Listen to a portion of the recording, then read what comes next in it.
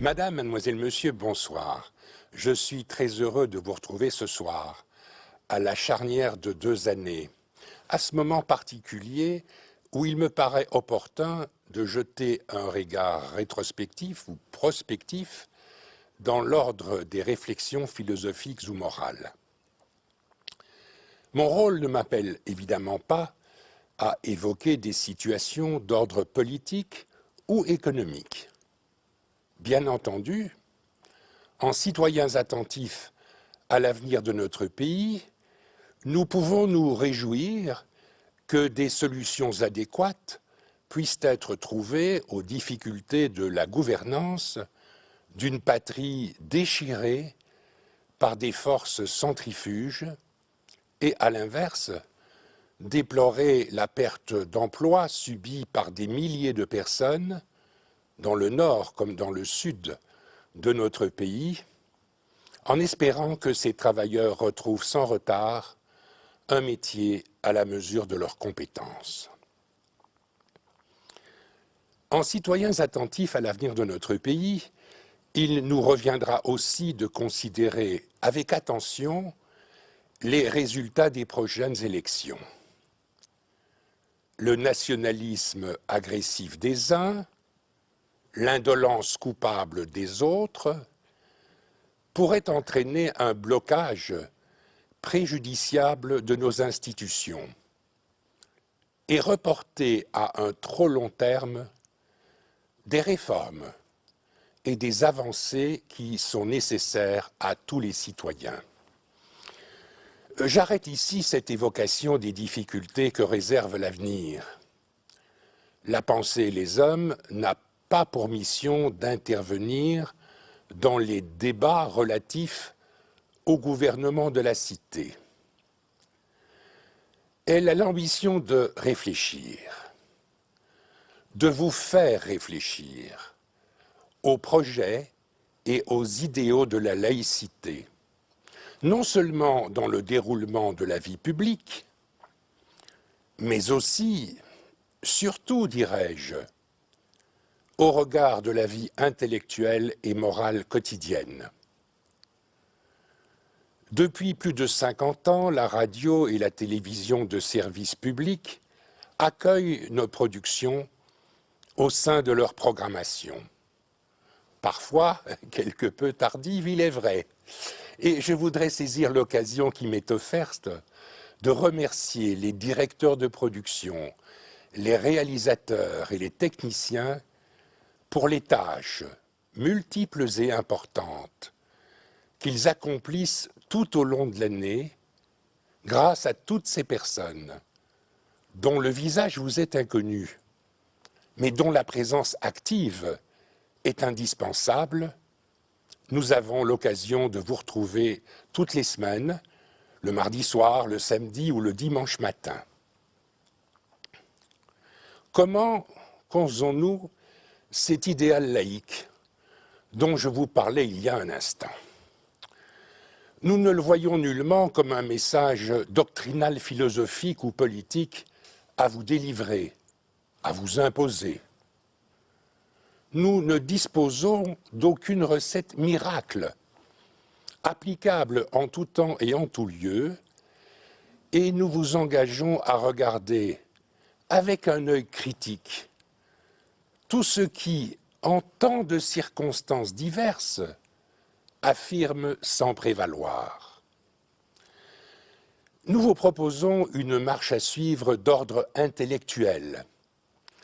Nous vous invitons à adopter une méthode critique comme voie d'accession aux valeurs philosophiques et morales, celles que vous considérerez comme les plus adéquates à réaliser votre propre bonheur et celui de ceux qui partagent notre existence sur la planète.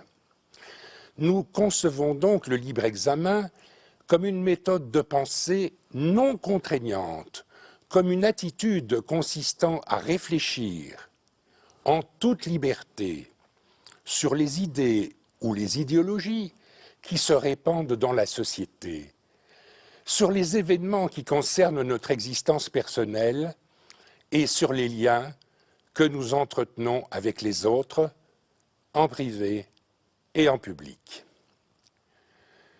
Pour parvenir à réaliser ce dessein, nous défendons l'idéal, loin d'être atteint, qui vise à marquer une séparation nette entre les Églises et l'État, afin d'éviter que des convictions personnelles, fondées sur une croyance, ne s'imposent à l'ensemble des citoyens qui ne professent pas ces convictions ou ces certitudes.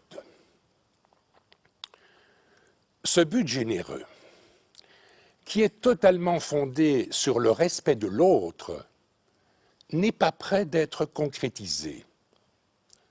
Plus que jamais, les religions occupent le devant de la scène, avec leur cortège d'interdits, de pratiques ancestrales dépassées, d'hypocrisie maladroite et de volonté permanente de soumission des esprits. Pourtant, une lueur d'espoir est née. Avec le courage politique dont il a fait preuve par ailleurs, M. Olivier Minguin, président du FDF et bourgmestre de Woluwe-Saint-Lambert, a relancé en novembre 2012 le projet d'inscrire le principe de la laïcité de l'État dans notre Constitution. Cette proposition n'est pas nouvelle. D'autres parlementaires, socialistes ou libéraux, l'avaient déjà introduite, sans succès. Mais elle vient à point nommé quand on considère les manœuvres plus ou moins habiles, plus ou moins intègres, entreprises par des factions aussi diverses que contradictoires.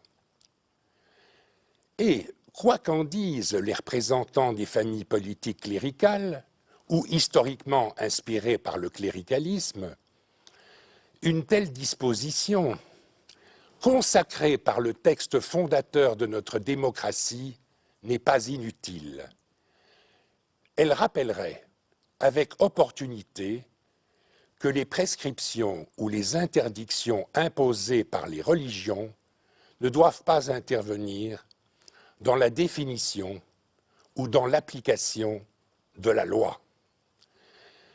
Elle assurerait à chaque citoyen la jouissance complète de ses droits civils, de sa liberté de pensée et d'action, dans le respect des règles de vie en société et aussi de sa liberté de culte, à une condition toutefois, que les convictions religieuses particulières et si diverses dans notre pays n'aient pas, au nom d'une certaine conception de la liberté religieuse, l'ambition de se substituer au législateur et d'imposer à tous des croyances et des usages qui ne valent que pour ceux qui acceptent d'y sacrifier. À cet égard, il conviendrait sans nul doute de revoir avec attention les règles qui président à l'enseignement des religions dans nos établissements scolaires et de proposer à nos écoliers du primaire, comme à nos élèves du secondaire, une formation philosophique totalement dégagée des injonctions d'ordre divin. Une telle disposition sera seule capable de favoriser l'ouverture d'esprit et l'indépendance morale des individus. L'organisation de l'enseignement lui-même devrait être revue de fond en comble. À une époque où la désaffection pour le confessionnalisme est patent, est-il raisonnable d'entretenir à grands frais des réseaux différents?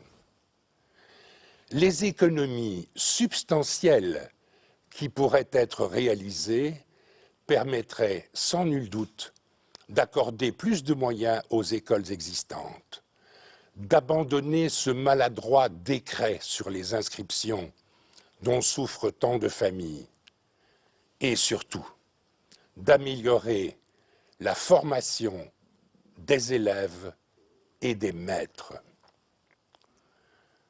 Le métier d'instituteur ou de professeur doit redevenir une mission noble et enviable, fondée sur le respect pour le savoir et pour l'autorité.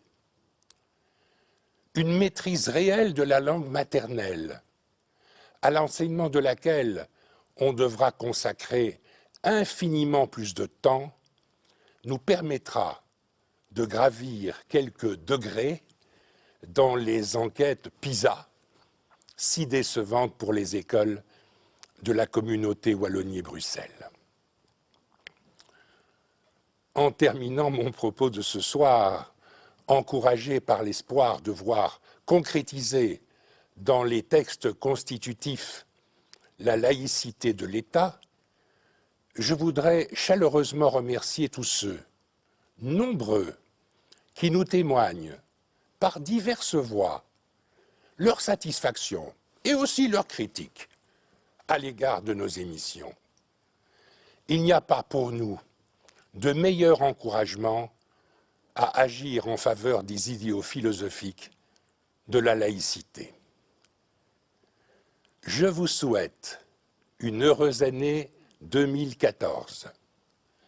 Madame, mademoiselle, monsieur, merci pour votre présence devant votre écran à une heure aussi tardive et bonne nuit.